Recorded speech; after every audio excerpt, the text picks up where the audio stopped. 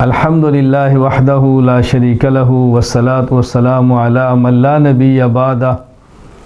جب جانور کو ذبح کرنا ہو تو چند ایک امور سے بچنا ضروری ہے جو ذبح کرنے وقت نہیں ہونے چاہیے۔ جانور کے ذبح کرتے وقت یہ امور وہ ہیں جو مکروہ ہیں، اس کا بہت خیال فرمائیں۔ نمبر 1، جس چھری یا آلے سے جانور کو ذبح کرنا ہے جانور کے سامنے اس کو تیز نہ کریں، ذبح سے پہلے جانور کے سامنے اس کو لہرائیں نہیں۔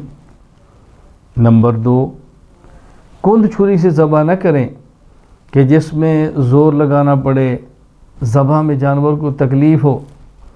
نمبر 3، ایک جانور کو دوسرے جانور کے سامنے ذبح نہ کریں، ایک جانور کو دوسرے جانور سامنے ذبح نہ کریں، کوشش کریں اگر ایک سے زائد جانور ہیں ایک طرف رکھ لیں، ایک جانور لیں ذبح کریں پھر دوسرا لیں اس کو ذبح کریں۔ نمبر 4،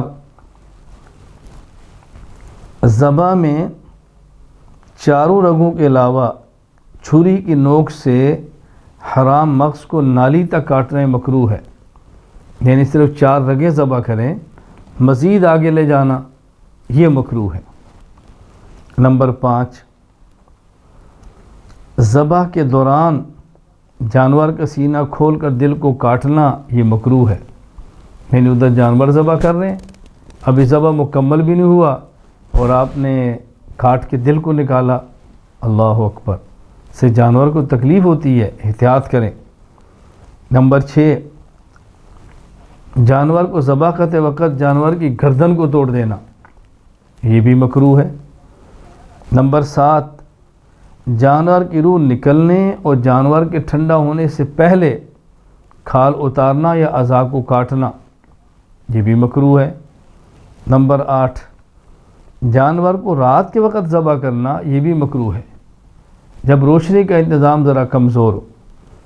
ہاں اگر روشنی کا انتظام بہت اچھا ہو جیسے دن کی طرح لائٹنگ ہو تو پھر مکروہ نہیں ہے۔ نمبر 9، اونٹ کے علاوہ کسی دوسرے جانور کو کھڑی حالت میں ذبح کرنا مکروہ ہے۔ اونٹ کا مسئلہ تو الگ ہے، اونٹ کے علاوہ باقی جانوروں کو کھڑا کر کے ذبح کرنا یہ مکروہ ہے، لٹا کر ذبح کریں۔